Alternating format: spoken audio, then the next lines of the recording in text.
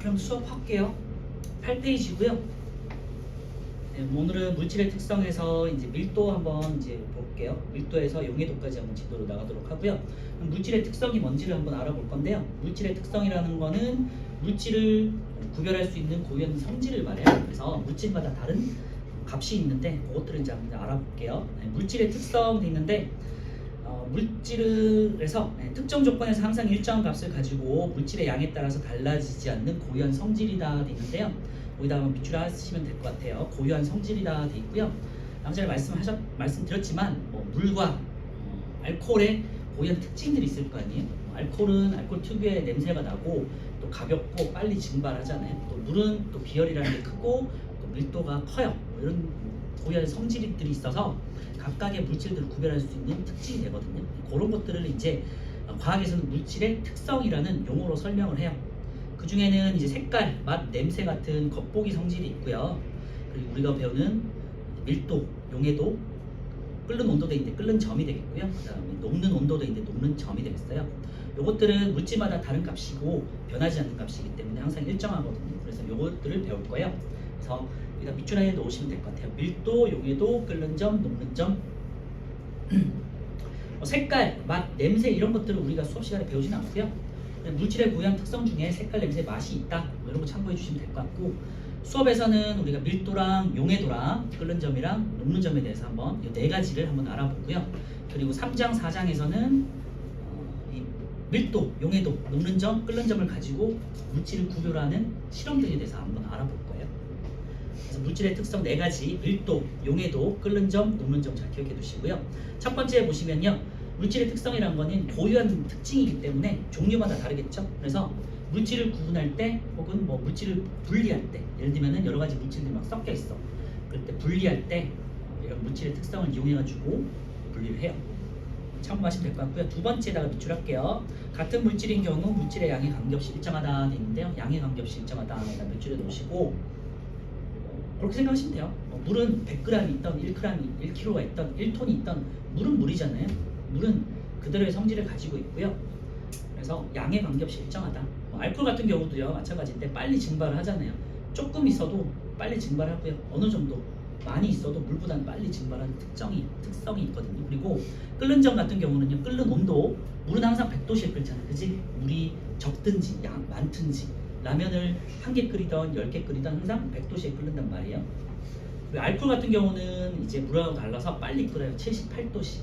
이런 거 뒤에 가서 이제 배울 텐데, 그래서 각각의 물질마다 끓는 온도가 다 다르거든요. 그래서 그리고 물질 양마다 관계없이 일정하다. 참고해 주시면 돼요.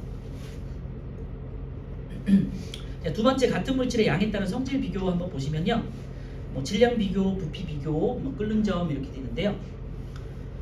질량을 보시면은 이제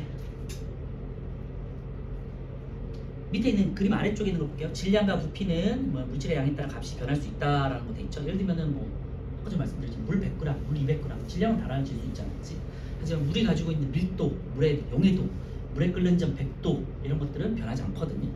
그런 거 말하는 거고요. 부피도 마찬가지죠. 끓는 온도라는 거는 이제 물은 항상 100도씨에 끓는다. 이런 거 참고해 주시면 될 것 같고요.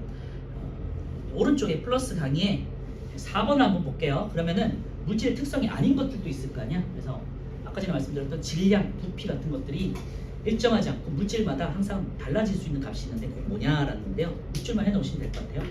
질량이라든지 부피라든지 온도라든지 길이, 넓이, 그 다음에 농도, 그다음에 무게 같은 측정할 때마다 달라지는 값이 있잖아요.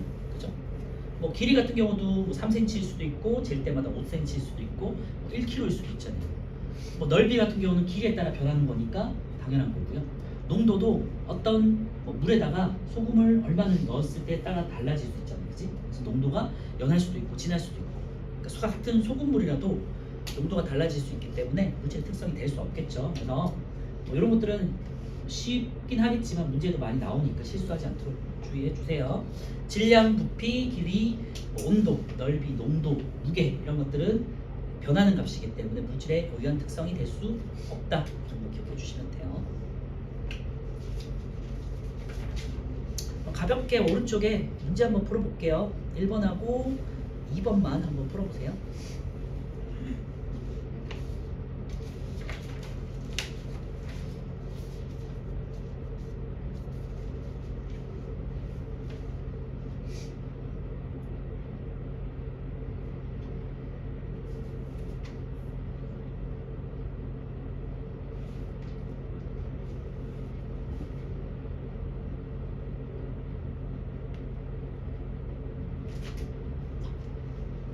자, 물질의 특성에 대한 설명이고요. 1번 물질의 종류에 따라 다르다 돼 있는데요.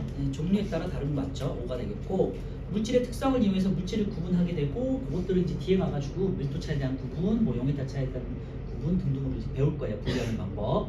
네, 맞아요. 3번 같은 물질이라도 물질의 양과 관계없는 거니까 틀렸죠? 양에 관계없이 항상 일정한 게 물질의 특성이다. 2번은요, 물질을 구분할 수 있는 성질이 아닌 것 있는데요. 밀도, 부피, 용해도, 끓는 점, 녹는 점 돼 있는데 2번 되겠죠. 부피는 물은 100ml를 측정할 수도 있고 200ml, 500ml 측정할 때마다 달라질 수 있는 값이니까, 그죠? 1, 3, 4, 5는 물질의 특성이고요. 부피나 질량 같은 경우는 해당되지 않는다. 다시 앞으로 한번 볼게요. 이제 그러면 밀도에 대해서 한번 처음 보도록 하고요. 밀도 배우고 그 다음에 용해도로 이제 넘어갈게요. 밀도는요, 단위 부피당 질량을 말하는 거고요. 질량만 측정하면은, 그리고 부피만 측정하면 달라질 수 있는 값이잖아요. 그런데 물질마다 부피하고 질량을 같이 측정하면은 이게 고유한 양이 돼요. 단위 부피당 질량을 이제 밀도라고 정의하고요. 밀도는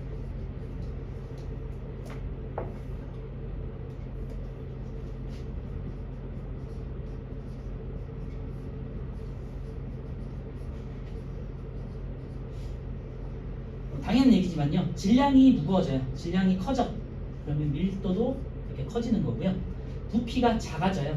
분모값이니까. 그러면은 밀도가 커지겠죠. 그래서 부피하고 밀도는 반비라는 값이고, 질량과 밀도는 비라는 값이에요. 그래서 잘 기억해 두시고, 특히 기체 같은 경우는 부피가 크게 변할 수 있기 때문에 온도 압력에 따라서 크게 변하거든요. 그래서 기체 같은 경우는 부피를 되게 중요시하기 때문에 이따가 다시 한번 말씀드릴게요. 어쨌건 밀도라는 거는 우리 측정할 때 부피하고 질량을 같이 측정한 다음에 이제 나누기 해가지고 구하는 값이다, 이렇게 생각하시면 되겠고요. 질량의 단위는 보통은 그램이에요.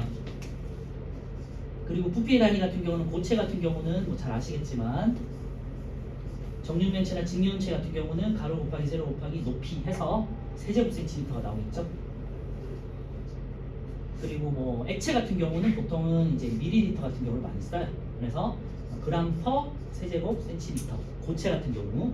그 다음에 액체 같은 경우는 그램 퍼 밀리리터, 이런 이제 부피 단위를 많이 쓰니까. 밀도 같은 경우는 그램 퍼 세제곱 센티미터, 그램 퍼 밀리리터. 그래서 단위 환산하는 경우도 문제 가끔씩 나오기도 하니까 잘 기억해 주세요. 과학에서는 단위가 굉장히 중요하니까 단위 환산하는 거 잘 기억하시고요. 그래서 뭐 밀도는 부피분의 질량으로 측정하고요. 첫 번째 보시면요, 밀도는 물질의 종류에 따라 다르다 돼 있는데요. 물을 보통 1이라고 기준을 하고요. 오른쪽에 이제 값이 있긴 한데 1을 기준으로 해가지고 이제 부피하고 질량을 측정한 다음에 구한 값이다. 그래서 물질마다 종류마다 다른 값이고요. 같은 물질인 경우는 당연히 이제 밀도가 같겠죠. 그래서 일정한 온도 압력에서 양에 관계없이 일정하다. 물질의 특성이다. 그래서 참고하시면 될 것 같고요.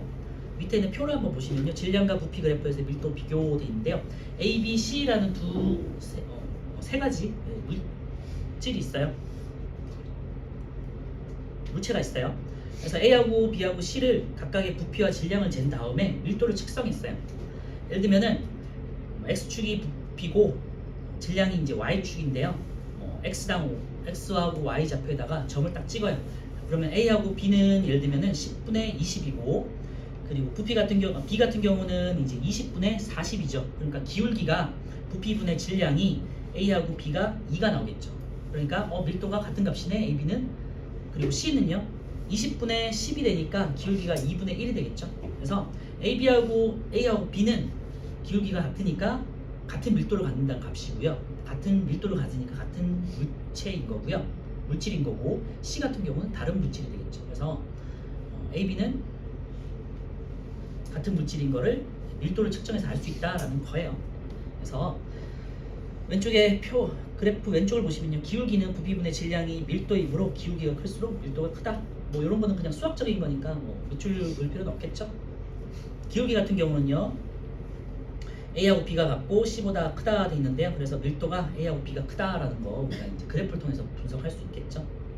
그리고 세 번째가 이제 중요한 개념이 되겠죠. A와 B는 밀도 값이 같으므로 뭐다? 같은 물질이다. 이 정도에다가 밑줄만 해 놓으시면 될 것 같아요.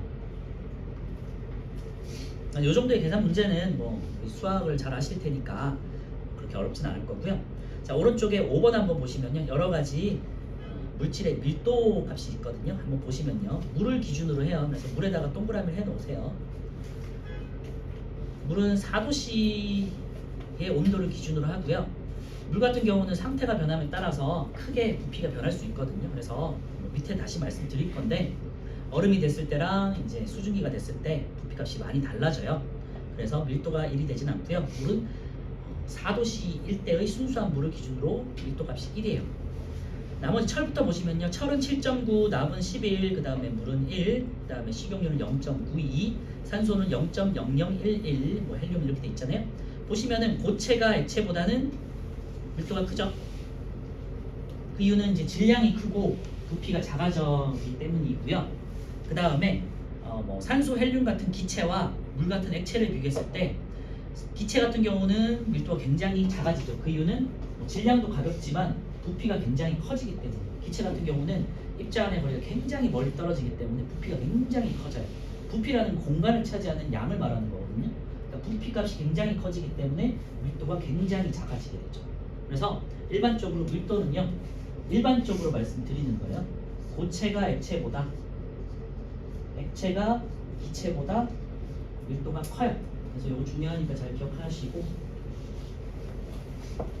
1도 얘기예요. 1도. 그 이유는 부피하고 반비례하기 때문이에요. 고체, 액체, 기체. 그래서 1도하고 부피가 반비례하기 때문에 밀도가 고체가 가장 커요. 왜? 부피가 가장 작으니까. 기체가 밀도가 가장 작아요. 왜? 부피가 기체가 굉장히 커지기 때문에. 단 물은 예외예요.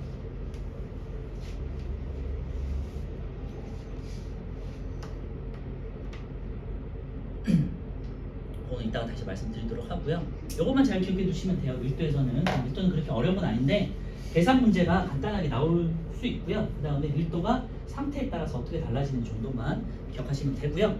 밀도라는 거는 상대적인 양, 상대적인 무게라고 생각하는, 상대적인 양에 대한 무게잖아요. 그러니까 밀도가 클수록 아래쪽에, 밀도가 작을수록 뜨는 거예요. 그래서 따뜻한 공기 같은 경우는요, 밀도가 작아지거든요. 왜냐하면 따뜻한 공기 같은 부피가 커지기 때문에 밀도가 작아져요. 그래서 따뜻한 공기는 항상 위로 올라가고요, 차가운 공기는 밀도가 커지기 때문에 내려와요. 그래서 공기가 이렇게 순환하게 되거든요. 그런 것도 나중에 배우도록 하고요. 어쨌건 참고해주세요. 2번 한번 보면요, 밀도가 작은 물질은 밀도가 큰 물질 위에 뜬다 말씀드렸는데요. 어떤 액체에다가 뭐 액체끼리 섞어도 되고요, 아니면 액체에다가 여러 가지 물질, 고체 물질 같은 경우 뭐 스티로폼이라든지 돌이라든지 이런 거를 이제 넣을 수 있잖아요. 그러면요, 물을 기준으로 밀도가 작은 스티로폼 같은 경우 위에 뜨잖아요. 나무나 스티로폼, 종이 이런 거 뜨잖아요. 왜? 밀도가 작기 때문이고요. 그 다음에 밀도보다 큰, 밀도가 물보다 큰, 예를 들면 돌, 그 다음에 철 이런 것들은 무거우니까 아래쪽에 가라앉죠. 이게 밀도 때문인 거예요. 뜨고 가라앉는 것들이. 그리고 오른쪽에 책에 있는 것처럼요, 여러 가지 액체들을 섞었을 때 물과 식용유를 비교했을 때는요, 물은 1인데 식용유는 0.9잖아요. 그래서 항상 기름과 물을 섞으면요, 안 섞이고요, 항상 기름이 항상 위에 떠요. 막 흔든 다음에 가만히 놔둬도 시간이 지나면은 식용유는 항상 위로 뜨고, 그리고 아래쪽에 물이 가라앉게 돼 있어요. 층 분리가 항상 일어나요. 이게 밀도 때문이라는 거 잘 기억해 주시고요. 물론 이제 섞이지 않는 이유는 기름과 물이 친하지 않기 때문인 것도 있는데, 층 분리가 이렇게 일어날 수 있는 이유는 밀도 차이가 나기 때문이다 생각해 주시면 돼요. 세 번째 보시면요, 고체와 액체는 온도와 압력의 영향을 크게 받지 않지만 기체는 온도와 압력의 영향을 크게 받는다 됐죠. 그래서 기체는 온도와 압력의 영향을 크게 받는다, 여기다 밑줄에 놓으시면 될 것 같고요. 그래서 기체는 부피값이 온도 압력에 따라 크게 달라지기 때문에 항상 기체인 물질 같은 경우는 옆에 몇 도씨, 몇 기압 이렇게 쓰여 있어요. 그래서 함께 표시해야 된다는 것만 잘 기억해 주세요. 기체의 밀도는 부피 때문에 온도 압력을 함께 표시한다, 여기다 밑줄 하세요.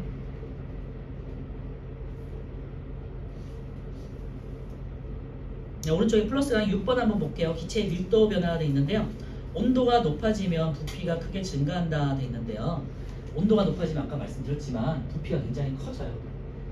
부피가 팽창하기 때문에. 온도가 올라가면은 기체 간의 입자들이 굉장히 활발하게 활동할 수 있기 때문에 입자들이 더 멀어지겠죠. 부피가 굉장히 커져요. 그래서 밀도가 작아진다. 거기다가 밑줄만 해놓으세요. 온도가 높아지면 부피가 크게 증가한다. 그러니까 밀도가 감소한다. 밑에는 뭐 반대니까 온도가 높아지면 부피가 크게 감소하는데 밀도가 증가한다. 참고하시면 될 것 같고요. 아까 제가 말씀드렸던 7번 같은 물질인 경우 물질의 상태와 밀도 변화, 아까 제가 말씀드렸던 그 내용이니까 밀도에다가 밑줄해 놓으시면 되겠죠. 밀도 고체가 가장 크다. 왜? 부피 때문에 반비례해서. 자, 그러면요 물은 예외인 경우만 이제 설명드릴게요. 밑에 한번 보시면요 8번에 질량이 같을 때 물과 얼음의 밀도 비교돼 있는데요. 질량이 같을 때 물은 얼음보다 부피가 작다 돼 있는데요. 밀도가 물이 오히려 액체 상태인데도 역전이 돼 있죠. 물 같은 경우는요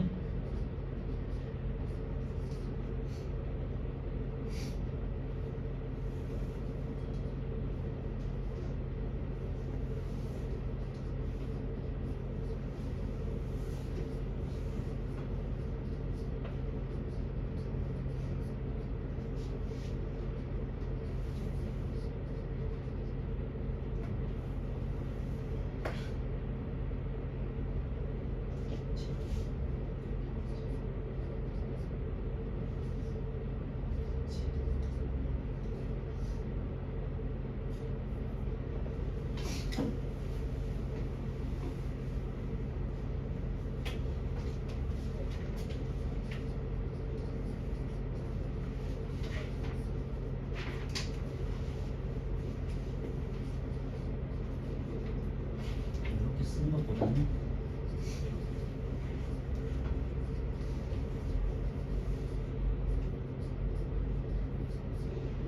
밑에다가 요걸 한번 써주세요. 물은 밀도가 액체 상태일 때가 더 커요. 왜냐하면 부피 상태가 물보다는 얼음이 더 커지거든요.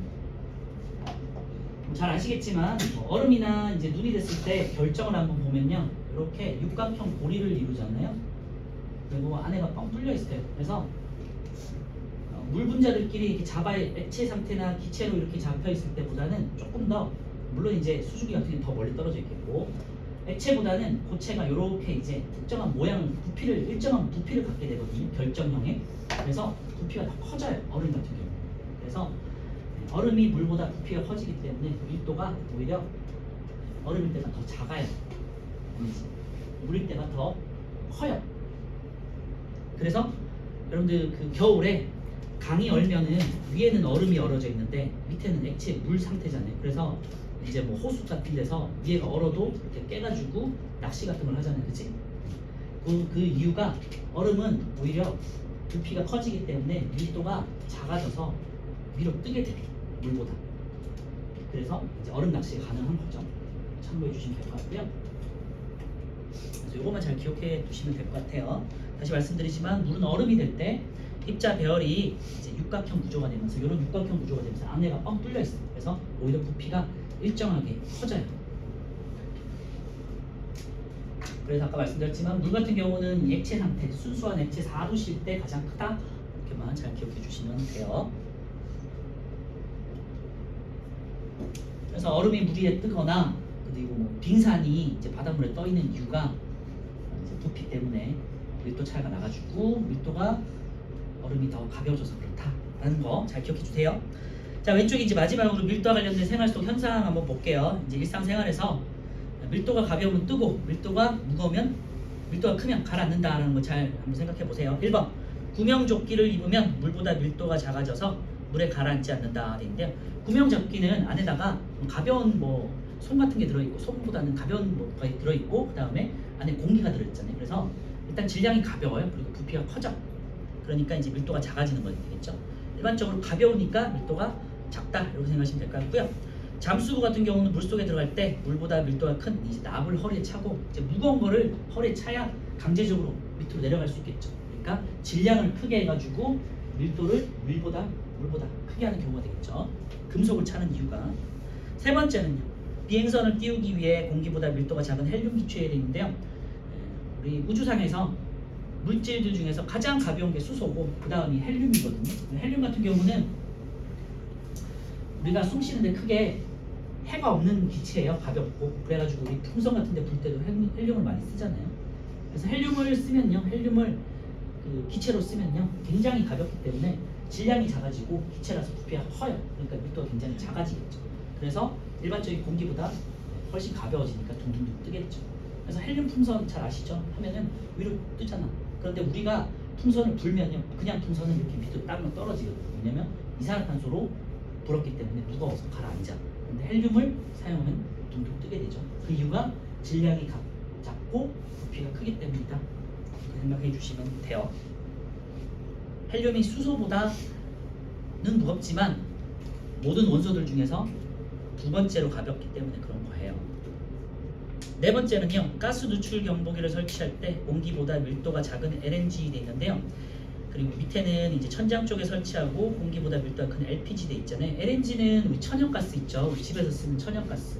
이게 LNG고요. LPG 같은 경우는 우리 그 식당 같은 데서 보면 가스통 있죠. 액화 천연가스라고 해가지고 여기 뭐 가스통에다가 들어있는 거지. 그래서 LPG 같은 경우는 굉장히 이제 가스통에 들어있고 무겁기 때문에다가 그래서 그 경보기를 아래쪽에 설치하는 거고요. LNG 천연가스 같은 경우는요, 각 집마다 부엌 쪽에 보시면요, 그 가스레인지나 전기레인지 위쪽에 여기 이제 경보기가 달려 있거든요. 소리 나는. 그래서 LNG는 가벼워서, 그러니까 질량이 작아서 그런 거고요. 그 다음에 LPG 같은 경우 무거워서 질량이 커서 밀도가 커지는 거예요. 잘 기억해 주세요.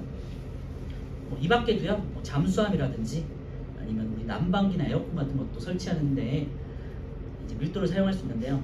잠수함 같은 경우는 이제 부력의 원리로 뜨고 가라앉잖아요. 그런데 잠수함 같은 경우는 가라앉을 때 물을 집어넣어서 어떻게 해요?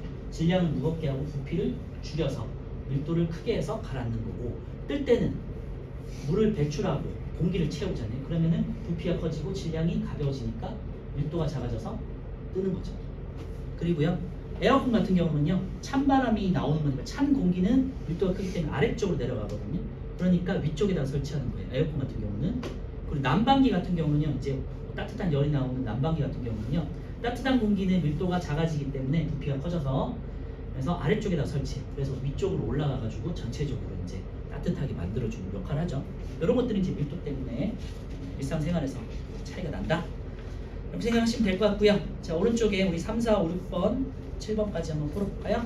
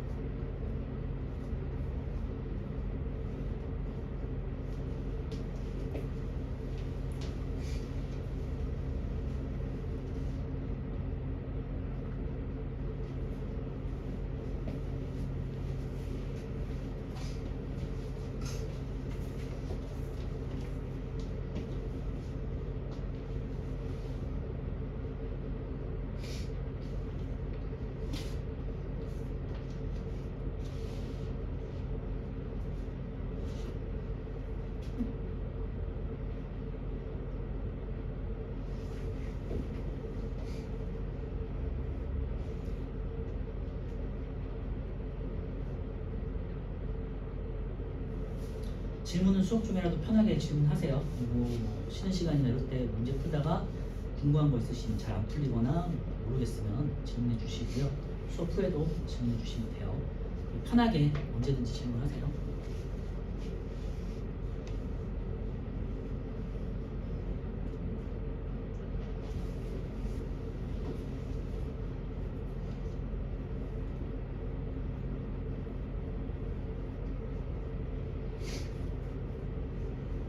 일단은 같은 경우는 밀도는 그렇게 어렵지 않고 용해도가 많이 좀 어려워서 용해도 같은 경우는 수액이나 아니면 중간고사, 기말고사 때 많이 다뤘었거든요. 참고해 주시고 녹는점 끓는 점은 뭐 기본적으로 과학에서 굉장히 중요한 내용이라서 고등학교 때까지 연계되는 내용이니까 잘 기억해 주시고 특히 중등에서는 용해도가 되게 중요한 내용이 돼요. 용해도를 이용한 물질을 분류하는 게 이제 나올 텐데 그게 조금 어려워서 그런 거 위주로 좀 공부하시면 돼요. 같이 볼게요. 3번 밀도에 대한 설명인데요. 밀도는 물질의 부피를 질량으로 나눈 값이다. 근데 반대가 되겠죠. 질량을 부피로 나눈 거니까 잘 기억해 주세요. 그래서 X 밀도의 단위는 그램 퍼 세제곱센티미터, 그램 퍼 밀리리터. 그렇죠? 고체일 때는 세제곱센치, 그 다음에 액체일 때는 밀리리터, 기체일 때도 마찬가지고요. 두 물질의 부피가 같을 때 질량이 작을수록 밀도가 크다 되는데요. 질량이 클수록 밀도가 큰 게 되겠죠. 질량하고 밀도는 비례, 밀도하고 부피는 반비례. 잘 기억해 두세요. 이 식 하나 외우시면 되죠.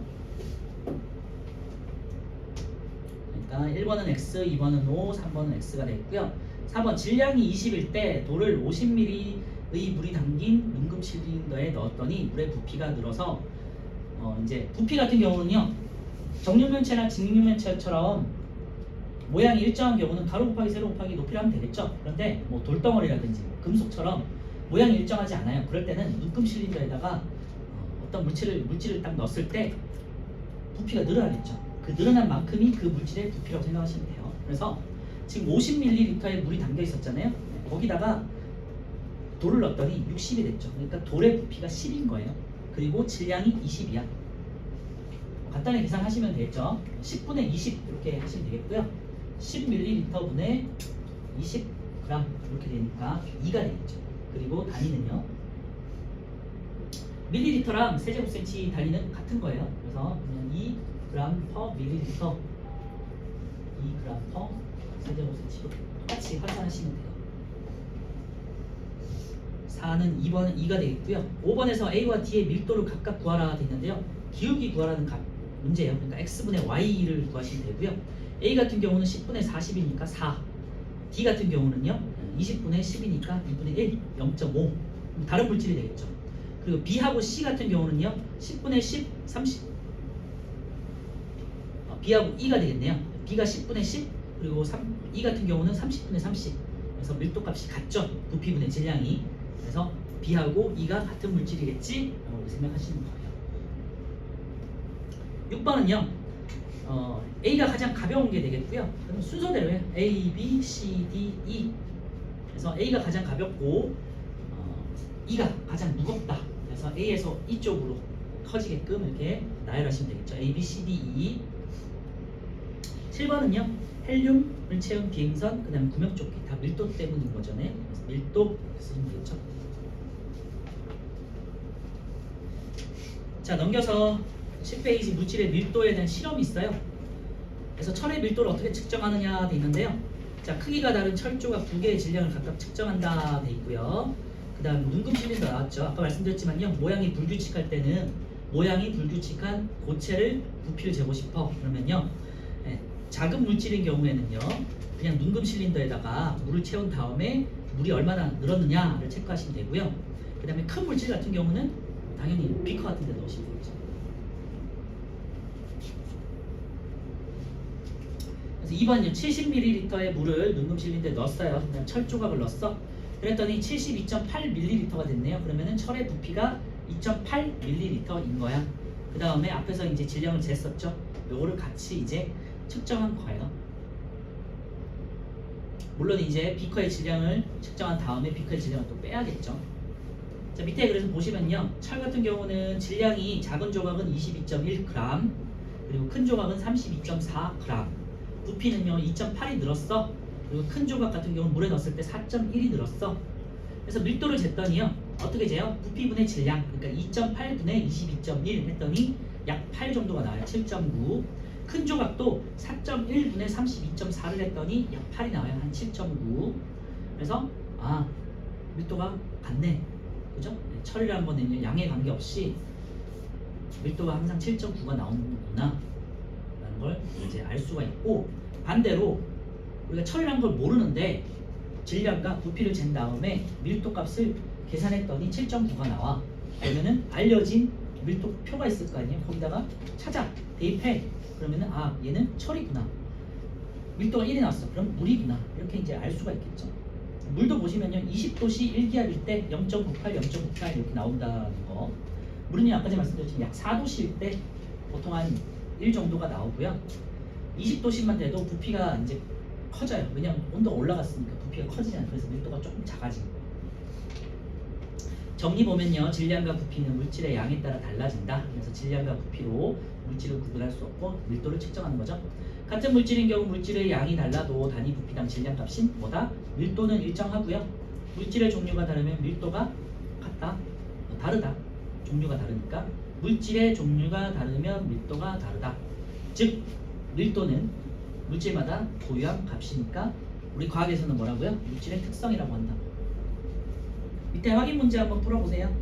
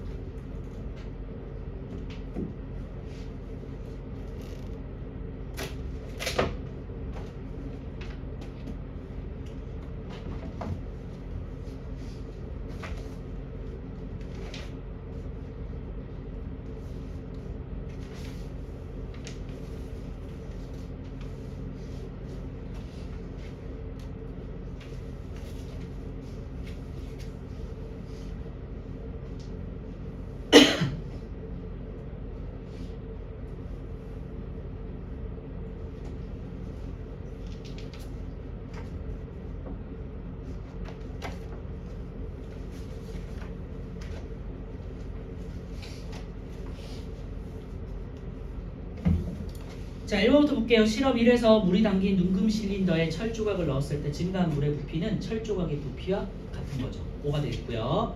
실험 2에서 물의 질량은 물이 담긴 비커의 질량에서 빈 비커의 질량을 뺀 값이다. 그렇죠. 밀도는 물질의 종류에 따라 다르다. 그죠? 질량을 비교하면 철과 물을 구분할 수 있다가 아니죠. 질량은 뭐 철이 10g일 수도 있고 물도 10g일 수 있잖아요. 그러니까 질량과 부피는 안 되고요. 밀도를 이용해가지고 철과 물을 구분하니까 X. 5번은 물질의 질량이 같을 때 부피가 클수록 밀도가 같다. 밀도가 크다 되는데 질량이 같을 때 부피가 크면 밀도는 작아진다 그랬죠. 밀도하고 부피는 반비례. X. 같은 물질로 예상되는 것을 모두 고르시오 돼 있는데요. 부피분의 질량값을 한번 구해보세요. A는 밀도가 3이고요. B는 4점 얼마죠? 아니 6점 얼마죠? C는 0.5고요. D는 20분의 16이니까 0.8 정도 되겠고 그 다음에 E는 3이죠. 그러니까 같은 물질로 예상되는 건 A하고 E가 되겠죠. 왜? 3번은요. 왜? 밀도가 3g/cm 세제곱센티미터로 같기 때문이다. 그죠? 그래서 이 장에서 밀도에 대한 정리를 다시 한번 정리하면요. 밀도는 부피분의 질량으로 정의할 수 있고 밀도는 고유한 값이기 때문에 물질의 특성이라고 할 수 있다. 그 다음에 밀도는 고체 상태일 때 가장 무겁다, 크다. 부피는 왜냐? 고체가 가장 작기 때문이다. 정리하시면 되겠고요. 그리고 질량과 부피는 각각은 달라질 수 있는 고유한 특성이 될 수 없지만 질량과 부피를 가지고 계산한 밀도는 물질의 고유한 특성이다. 아시겠죠? 자, 문제 풀고 좀 쉴게요. 자, 1번부터 13번까지 한번 먼저 풀어볼게요.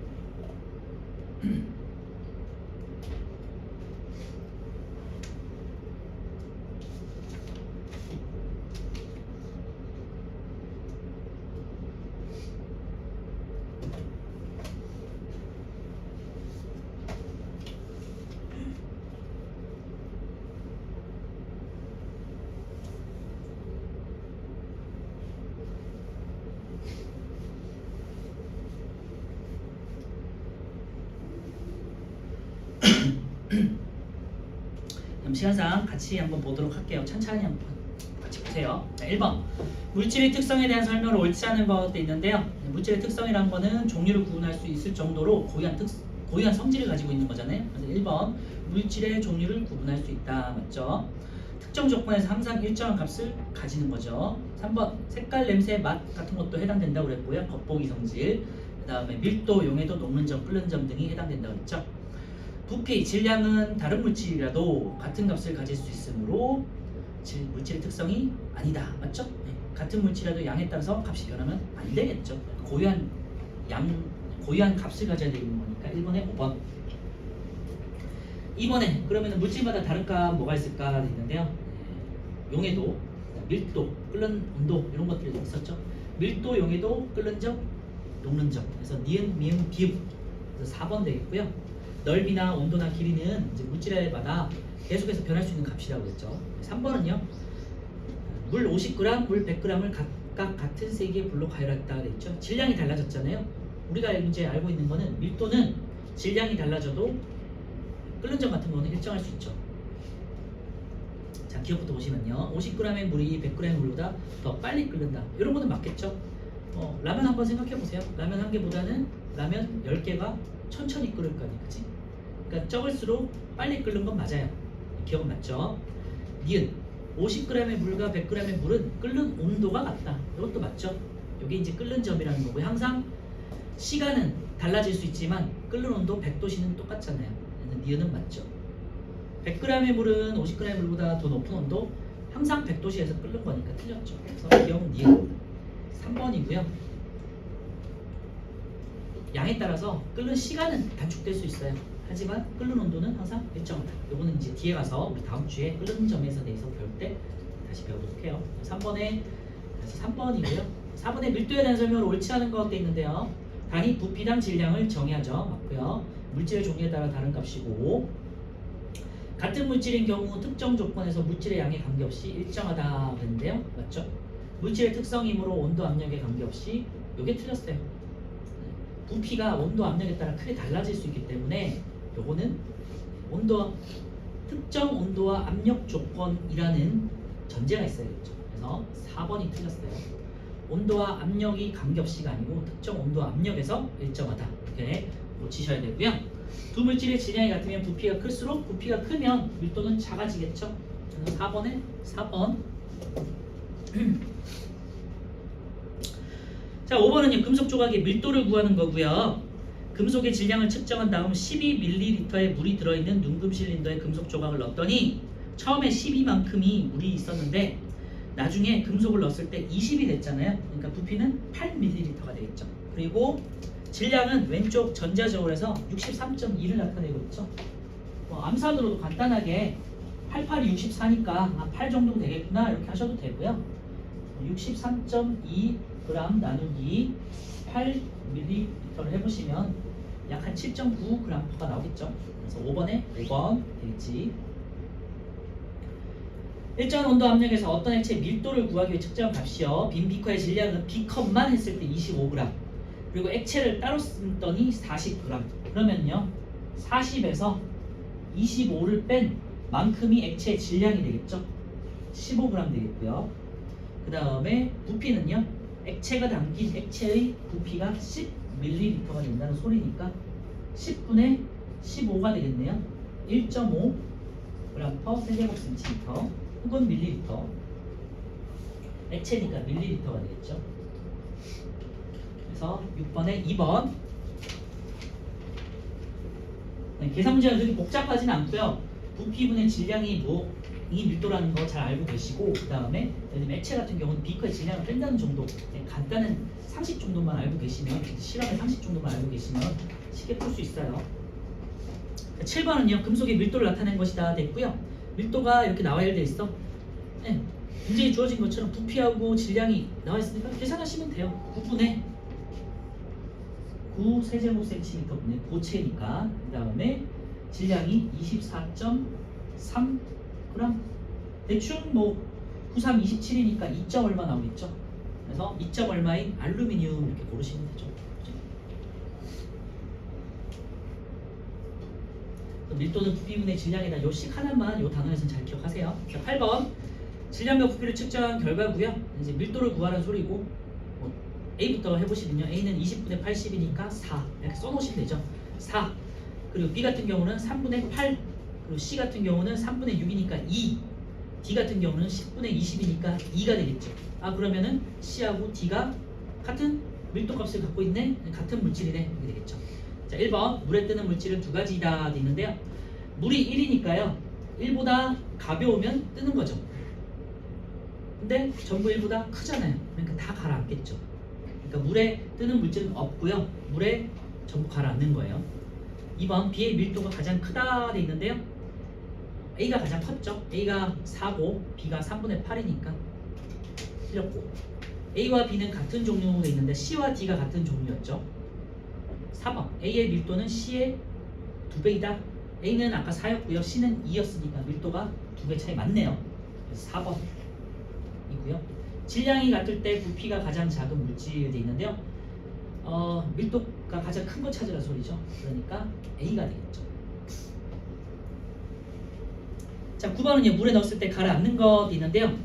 자, 물에 넣었을 때 가라앉는 건요. 물이 기준이 1이니까 가라앉는 거는 1보다 밀도가 큰 값을 찾으라는 거죠. 그래서 A, B, C, D, E 뭐 위에나 밑에다가 다 밀도를 측정하면 돼.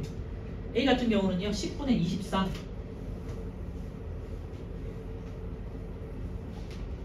자, A, B, C, D, E 과학에서는 이렇게 이제 표로 데이터 값이 많이 주어질 텐데 항상 위나 아래에다가 필요한 값을 이렇게 쓰세요. 밀도 A는요 10분의 24니까 2.4 B는요 30분의 18이야. 그러면은 10분의 6이니까 0.6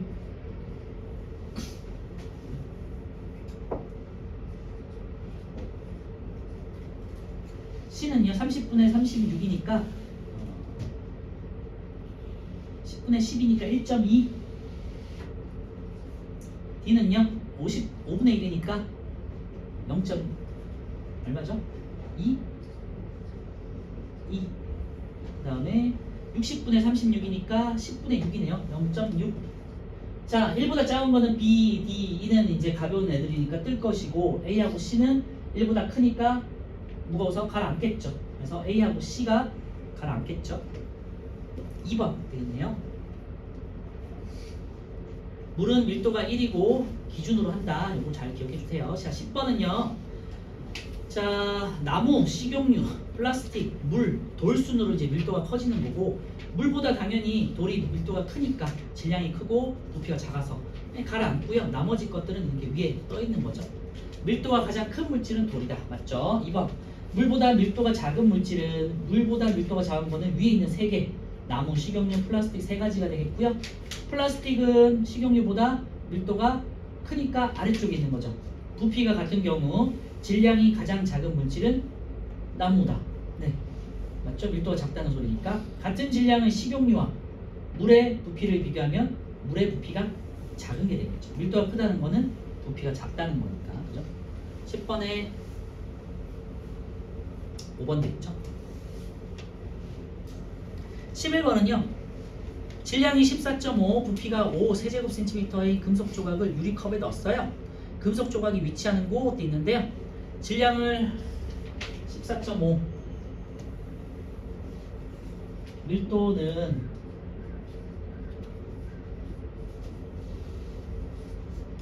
그 다음에 부피가 5.0이에요. 14.5 나누기 5니까 약 3.0 정도가 나오겠죠.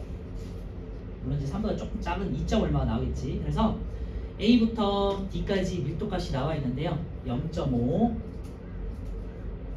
그다음에 B는 1.6 그리고 C는 3.4 D는 4.1 이렇게 있는데 3.0에 가까운 거니까 요 B와 C 사이에 이 정도에 뜨겠죠. 그죠? 그래서 금속 조각을 유리컵에 넣었을 때 금속 조각이 위치하는 곳은 B와 C 사이 이렇게 하시면 되겠죠. 그래서 어렵지 않죠. 계산 문제가. 그치? 그래서 누구든지 추론할 수 있는 영역이니까 잘 푸실 것 같고요. 12번 실험실에서 다음 물질의 밀도를 측정하여 나타낼 때 온도와 압력을 반드시 표시해야 되는 건요. 기체라고 그러죠. 기체. 왜? 기체는 온도, 압력에 따라서 부피가 크게 변해요. 우리 1학년 때 보일의 법칙, 샤를의 법칙 배웠잖아요. 그죠? 그래서 기체의 부피 같은 경우는 온도의 샤를의 법칙에 따르면은 온도가 증가할수록 부피도 크게 증가한다. 그죠? 그리고 보일의 법칙에 따르면요. 압력이 크게 증가하면 부피는 감소한다. 반비례합니다. 배웠었잖아요. 그치? 그래서 그걸 배우고 이제 넘어왔기 때문에 알고 있다는 전제 하에서 온도, 압력을 반드시 표시해야 되는 건 기체예요. 그러니까 산소가 되겠죠. 2번.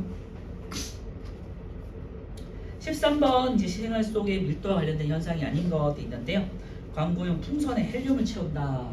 헬륨이라는 거는 굉장히 가벼운 기체고 밀도를 작게 해서 뜨게 만든다고 했죠. 맞고요. 2번 얼음물이 담긴 컵 표면에 물방울이 맺힌다. 이건 상관이 없죠. 이거는 뭐라고 할까? 기체의 포화도와 관계된 거기 때문에 그러니까 수증기의 포화량과 관계된 거기 때문에 이건 나중에 배울 거예요. 그래서 이거는 뒷단원에 용해도에서도 잠깐 나오는 내용이거든요. 용해도 때 잠깐 보도록 하고요. 답은 2번이에요. 그래서 3번 구명조끼 아까 말씀드렸죠. 질량을 작게 하고 부피를 크게 해서 밀도를 작게 해서 뜨게 한다. 그 다음에 잠수부 이제 무거운 금속, 납 같은 것들을 달고 물보다 밀도가 크게 해서 내려간다. 맞죠? 5번은요. 아까 LNG, LPG 말씀드렸죠. 이거 잘 기억하시나요? LNG는 가벼워서 위쪽에 뜨는 천연가스이기 때문에 위에다가 경보기를 설치하고 LPG는 무거운 연료기 때문에 아래쪽에 LNG는 천연가스고요. 메테인이라고 해서 우리가 메탄가스 알죠? 그게 주 원료고 LPG는 프로판가스라고 해가지고 조금 더 무거운 기체예요. 그래서 아래쪽에서 이제 유출됐을 때 아래쪽에서 흐르기 때문에 아래쪽에다가 경보기를 설치한다. 저기 밀도 때문인 거예요. 질량 때문에. 질량 때문에 따른 밀도 차이가 되겠죠.